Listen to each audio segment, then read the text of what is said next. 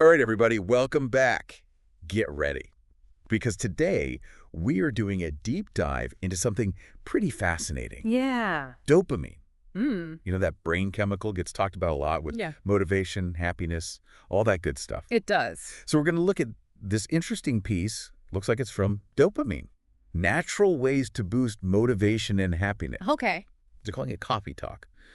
So, let's figure out how to up our dopamine naturally. Sound good? Sounds good. Okay, so before we get into all the fun stuff, all the ways to get more dopamine, what even is dopamine? And why is it so important? Yeah, so dopamine is a neurotransmitter, and so that basically means it's a messenger in your brain, Okay. and it's really crucial, plays a big role in your reward pathway. Hmm. So that's the system that makes us feel good when we, achieve a goal or do something pleasurable. So it's like the brain's way of saying, like, good job. Exactly. It's like, Did it. yeah, it reinforces those behaviors and makes you want to keep doing them. Okay. But it's not just about pleasure, right? Okay. Dopamine. It's also involved in motivation, focus, even motor control. Wow. It's doing a lot. Yeah, it's a busy little messenger in there. Yeah, for sure. Okay, so I've also heard that too much dopamine can be a problem, though, right? You're right. Yeah, it's about balance. Okay. If you have too little dopamine, that's been linked to things like Parkinson's disease or depression.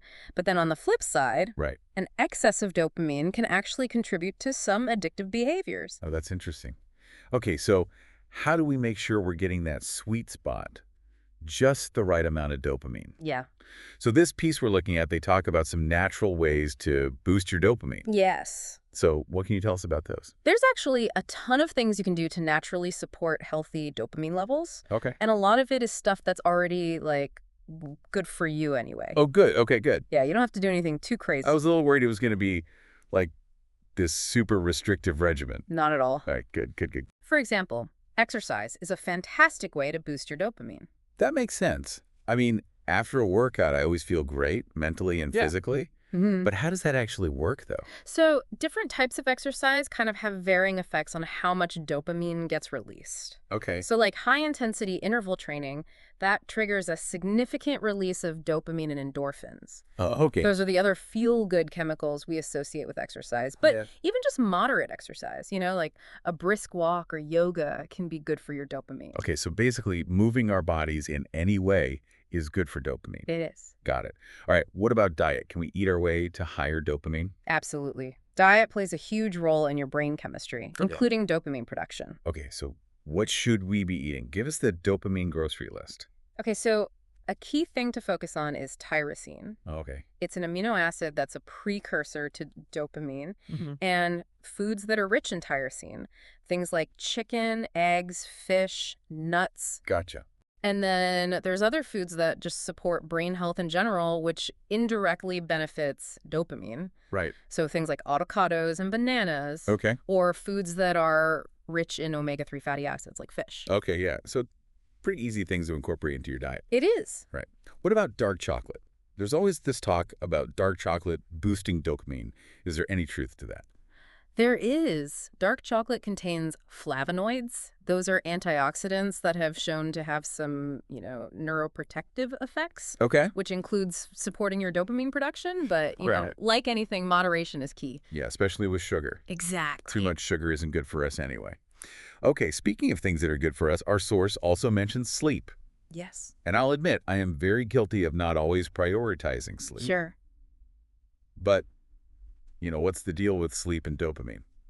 So consistent quality sleep is actually super important for regulating those dopamine levels. Okay. When you're sleep deprived, your dopamine system can get totally thrown off balance. Mm-hmm. And that leaves you feeling sluggish and unmotivated. Yeah. And even more prone to craving things like sugary or fatty foods. Oh, really? Yeah, things that give you a quick dopamine hit but ultimately aren't actually good for your well-being. So skipping sleep is messing with my dopamine levels. It is. Okay. I'm adding consistent sleep Okay, to the dopamine to-do list. Yes. All right. Moving on. We've got music here listed as a natural dopamine booster. It is. I mean, I definitely feel like a mood lift when I'm listening to my favorite music. Of course. How does that work? So music has this amazing ability to tap into our emotions, right? Yeah. And our emotions are very closely tied to the reward system in our brain and dopamine release. Okay. You know that feeling when you hear a song that gives you chills? Yeah. Oh, yeah. That's a surge of dopamine right there. Wow. It really is like powerful how music can just shift how we feel instantly. Yeah, that's so cool.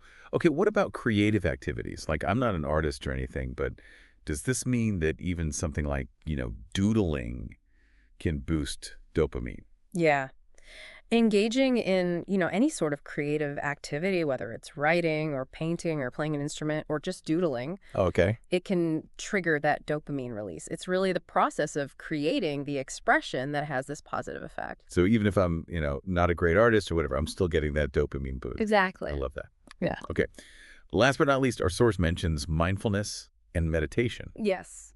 which, seems a little counterintuitive when we're talking about like boosting motivation and all that, but what's the connection there? So mindfulness and meditation don't actually directly increase your dopamine production, Okay. but they can have an indirect effect by reducing stress, Okay. because chronic stress actually depletes your dopamine over time. Oh, really? Yeah.